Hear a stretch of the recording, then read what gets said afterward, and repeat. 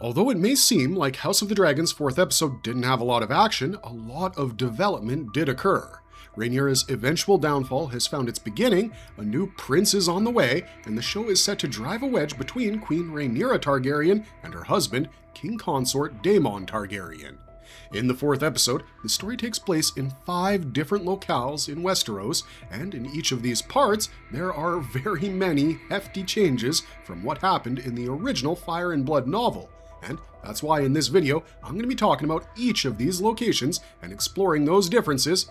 Plus, there's, some bonus content sprinkled across the video. So with all of that out of the way, spoiler hats on, let's get right into it. Tumbleton. A lot is transpiring at Tumbleton, and our only well-acquainted victim of this sad state of affairs seems to be Cat, Hugh Hammer's wife. We start the episode with a cute little CGI rabbit galloping away, oblivious to the fact that Tumbleton has been taken over by the Hightower host, some 15,000 strong. But there's way too many differences between what's going on in the show and what happened in the book. In the Fire and Blood novel, Lord Ormond and his Green Army didn't enter an unprotected city. You see, Tumbleton, which was the seat of House Footley, was the very last decent stronghold between King's Landing and Ormond's advancing forces, and naturally, the place had to be protected. There were men from several houses already present in the market town, and the total reached anywhere between 6,000 to 9,000 men. Among these were Sir Garibald Grey, Sir Pate of Longleaf, Red Rob Rivers, and the Winter Wolves of Lord Roderick Dustin. Also present were men from House Caswell of Bitterbridge and House Merryweather of Longtable. In the end, these two opposing factions met in what is today known as the First Battle of Tumbleton. In the show, the Hightower men arrive at Tumbleton after promising a retreat to Old Town. In fact, Ormond also bent the knee to our guy Daemon in a previous episode, which is also something that didn't happen in the book. Upon Ormond's orders, the Hightower army is made to bunk with the small folk of the town in their houses, and one such house was where Cat was now living along with her brother and his family. But one of the 3 Hightower soldiers, named Garrick, tries to outrage the modesty of Cat, and in the aftermath there's a bit of a scuffle. Punches are thrown. Now, we know that Cat is the wife of Sir Hugh Hammer, but in the book, there was no such background as far as Sir Hugh was concerned. Another major development was that we finally got a good look at Prince Daeron, and also that he has been brought up as a true Hightower, not a Targaryen. Now, Ormond is very fatherly towards Daeron and seeks to teach him all the tradecraft he can, and eventually, from one of their conversations, we learn that Daeron is waiting on Vhagar and Aemond, or else they'd fail to keep Tumbleton for long, especially if Rhaenyra chooses to send her dragons. Now, Aemon doesn't come to Tumbleton, even in the book, because he was busy burning the Riverlands, while Criston chose to travel with his small army to join Armond, but the reason behind Aemon's prolonged absence is different in the show, which is telling us that he's currently under the care of Alice Rivers after being injured by one of Sir Simon Strong's sons. But yeah, this never happens in the book, and with that, let's move on to King's Landing. Another of the biggest book differences this season is the treatment of Grand Maester Orwyle. In the 3rd episode, Rhaenyra is absolutely confused about why the hell Ormond would take over Tumbleton. He may as well paint a rondel on his chest, as Rhaenyra claims, but the real issue here is that Ormond wants her to rain fire on her own men, a house that raised her banners. So she was basically stuck between the Devil and the Deep Blue Sea, in that she couldn't just let the Green Army stay garrisoned there, and she couldn't even launch a fiery attack. Maester Orwyle comes to her aid with a bit of a solution. He says that Rhaenyra should ask Daemon's men to go to Tumbleton and free it from the Green Clutches instead of coming to King's Landing. And Rhaenyra not only likes this idea, she also tells him that he can take his seat at her Thin Council and keep the title and position of Grand Maester, at least as long as he proved to be loyal and useful. However, this isn't what happened in the book. Like, Orwyle wasn't given any sort of dignity or respectable treatment for as long as Rhaenyra ruled King's Landing. In the Fire and Blood novel, as soon as Rhaenyra took King's Landing, Orwyle was arrested by 4 Goldcloaks as he was on his way to send ravens upon the orders of Queen Dowager Alicent Hightower, asking for help in the defense of King's Landing.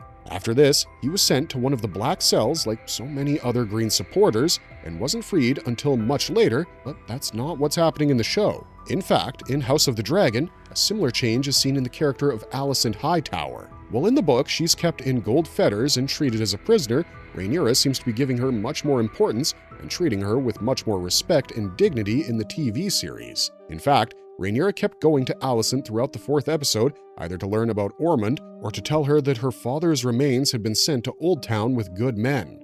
I mean, she's constantly seeking advice from Alicent, and this isn't unique to the 4th episode. It's almost like Rhaenyra is seeing Alicent in the same capacity as a hand. And if that somehow becomes true, if somehow Alicent becomes the hand to the Queen, it'll be a very heavy power move, one that would send ripples across Westeros. The repercussions would be so great that we'd need another entire video just for that, but if you want us to cover that theory, you know where to leave your comment. And that's not even all. We also know, although Viserys has left the royal coffers plenty and full, Rhaenyra found an empty one because Tywin Lannister had sent all the gold to the Iron Bank of Braavos, Casterly Rock, and Old Town, while Tywin was serving as Aegon II's Master of Coin. Furthermore, the small folks' situation is already pretty bad because Rhaenyra's earlier blockade of the Gullet had stopped trade, and the poor were beginning to starve. Amidst this, a solution had to be found, or else the small folk would blame the Queen for their current situation, which is when the Lady Mysaria,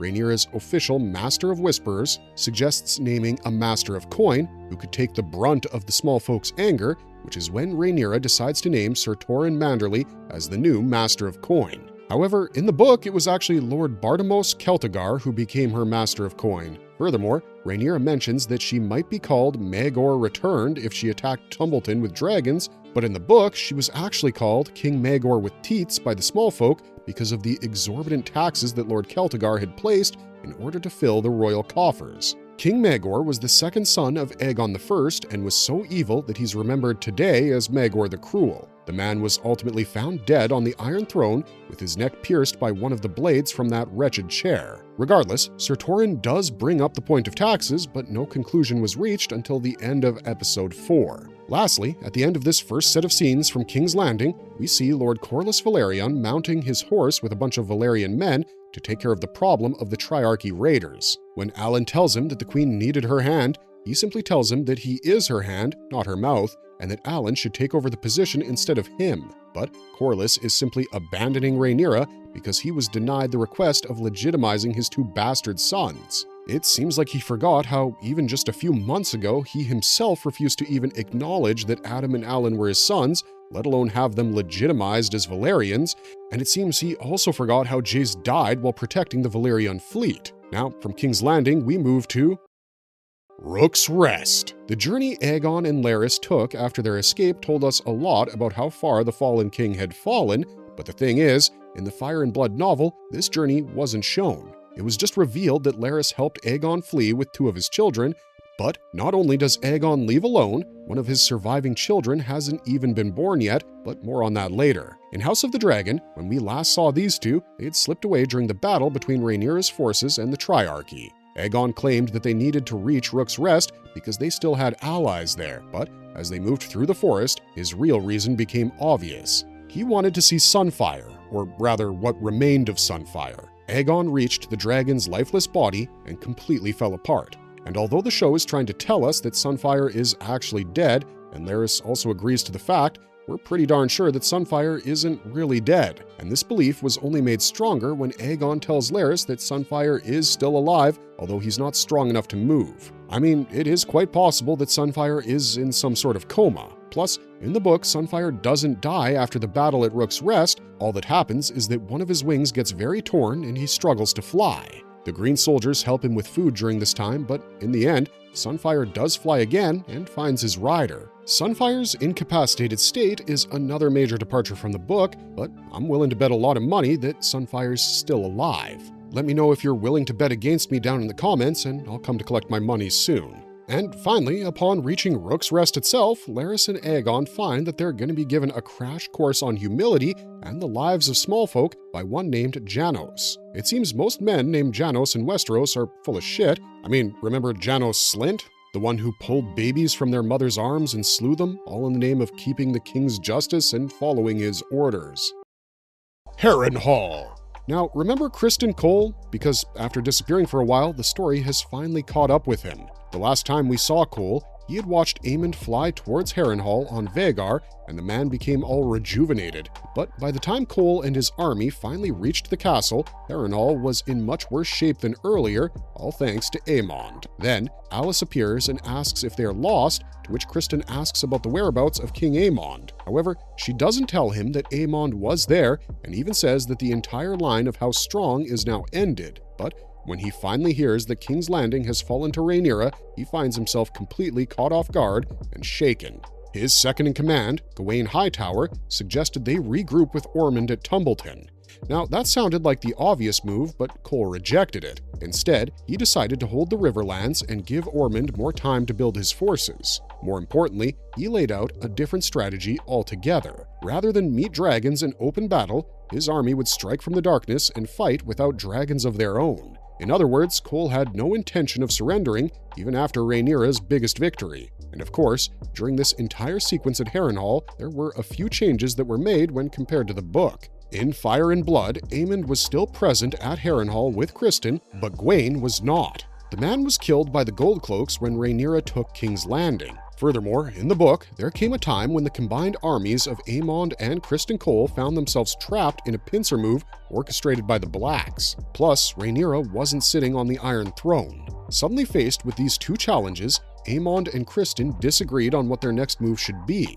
As a result, the two of them went their separate ways. Criston, just like Gawain in the show, wanted to march from Harrenhal and through the Riverlands to join Lord Ormond's Hightower host, but Aemond had been consumed with rage, and he wanted others to feel that rage. As a result, Criston marched from Harrenhal with some 3,600 men to join the Lord of the Hightower, Daeron Targaryen, and his dragon, while Aemond began burning the Riverlands. Plus, the guerrilla tactics that Criston was talking about in the show was actually the work of the Blacks in the book, who also used some scorched earth policy against the Greens. Now, you may still wonder what's up with Aemond and where Vhagar is, and all I can say is that they both are still in Harrenhal, or maybe on the Isle of Faces. Although the show wants you to believe otherwise. I mean, there's no way that Alis is gonna let go of Aemond Targaryen, knowing full well that he now claims himself as the king, and he has a pretty strong army, one that's not directly under his command but would heed his calls once he surfaces. Plus, in the books, she gets pregnant with who she claims is Aemond One-Eye's child.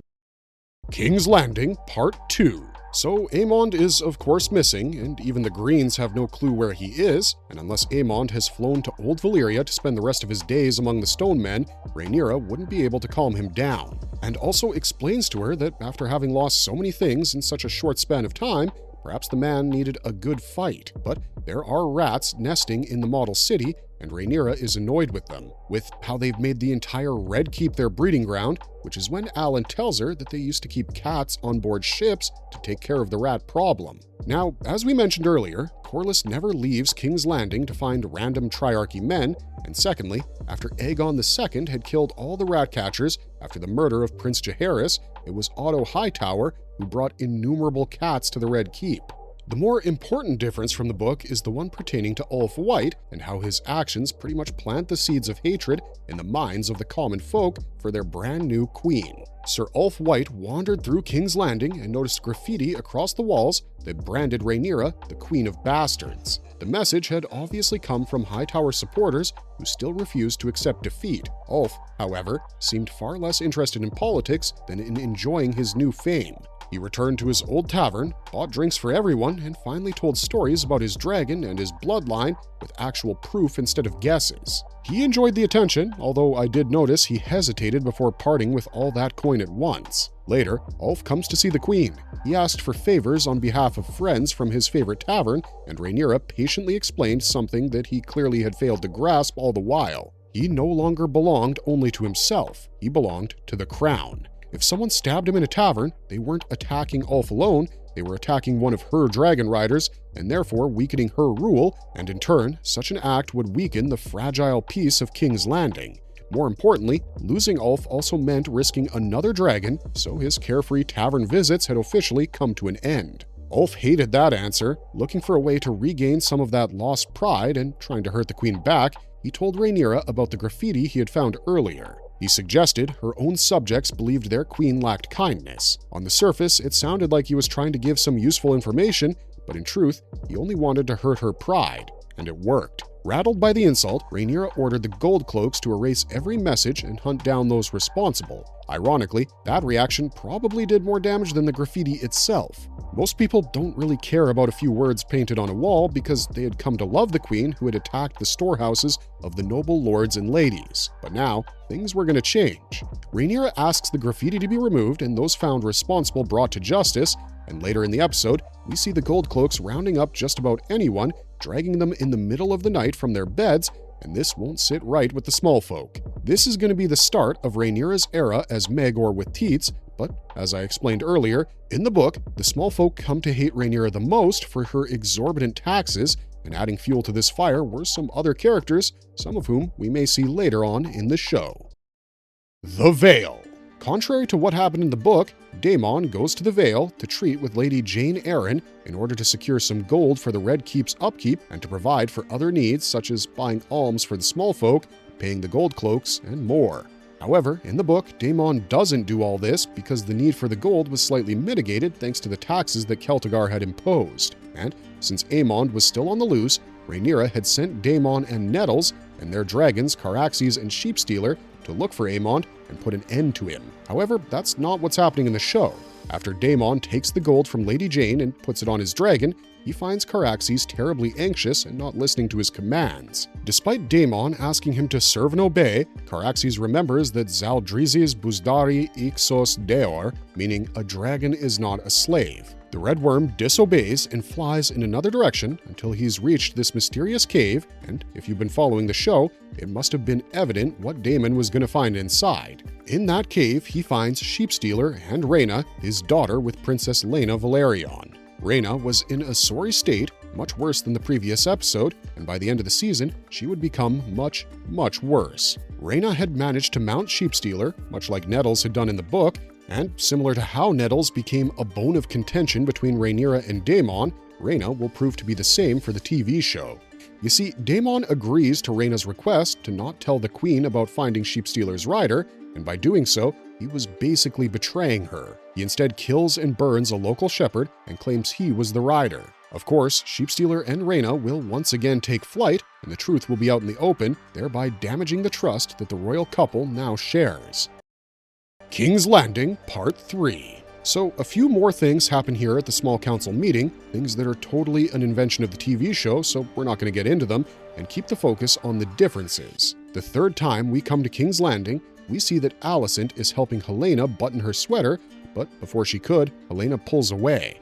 Alicent pauses, looks at her daughter, and understands what she's seeing.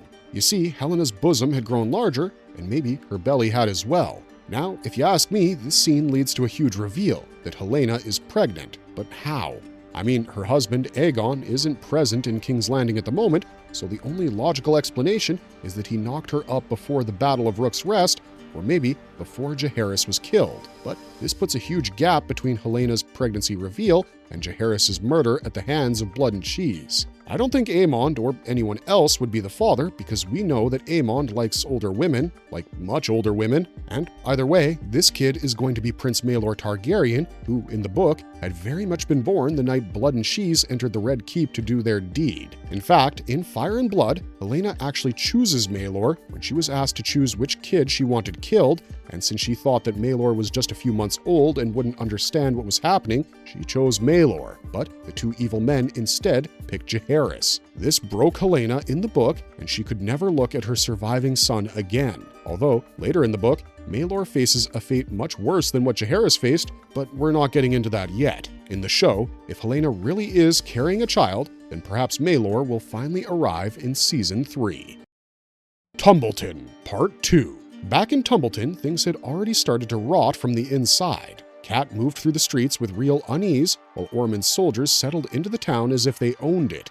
When she returned to the house, Garrick watched her with a very obvious look and said he needed to inspect the goods, and it doesn't take a Tyrion to understand what that meant. He touched her face, grabbed her, and tried to pull down her dress. When his sister-in-law came to her defense, Garrick broke her arm.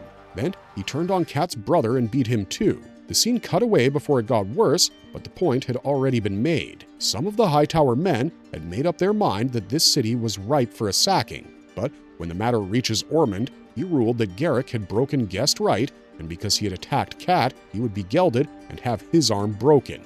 Garrick protested, but Ormond had no interest in hearing him out. He also sent a maester with Cat's family so their wounds could be treated. Then he turned the whole matter into another lesson for Daeron. According to Ormond, this was not mercy. It was about law and order. When lawlessness pressed against the gates, a ruler had to prove that rules were paramount. But these were not random lessons that Ormond was giving his ward. There was a serious reason behind all of this. Later, we see Daeron trying to calm his chained dragon when Ormond entered.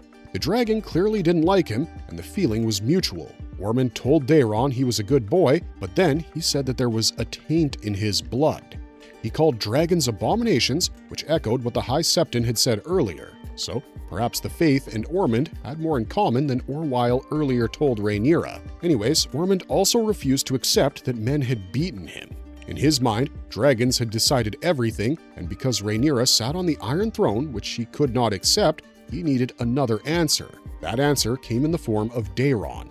He tells the boy that he has to become king, and of course, Daeron resisted. He didn't want to betray his brothers or turn his cloak against them, but Ormond insisted that the gods had chosen this path. Then he brought in Cat's brother, and Ormond claimed Daeron had to prove he could rule through justice and honor. Since Cat's brother had laid hands on a high tower, Ormond said he had struck at the crown itself. So, somehow, the same man who had protected Cat's family earlier now demanded the brother's death, and poor Daeron was afraid in his very bones. Ormond places the sword in Daeron's hands, and the young prince drives it through the man, albeit reluctantly. After this, Ormond bows to the new prince, accepting him as the new king. Now, the only reason I explained this entire sequence is to prove that Ormond and Daeron's chemistry is super different than what it was in the books. Also, that Ormond is loyal to no one but his own house. You see, he's basically grooming the boy to become a king, and not really in a manner in which Ned Stark would have approved of.